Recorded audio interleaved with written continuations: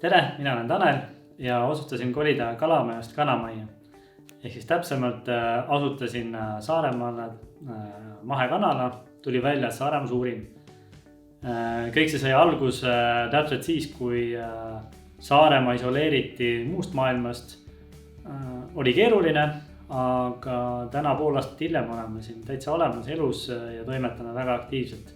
Praeguseks on meil 1500 kana, mis toodavad umbes 1200-1250 muna päevas.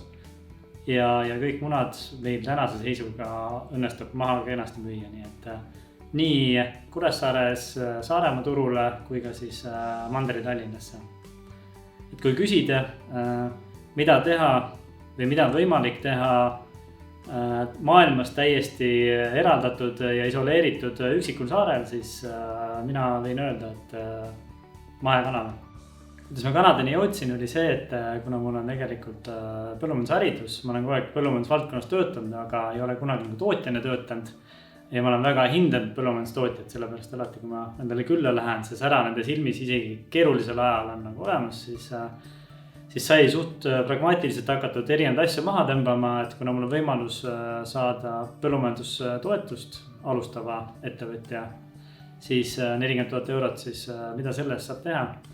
Ja erinevaid asju maha kriipsutades jõudsin mingi lõpuks kanadeni ja siia samasse auto salmeni.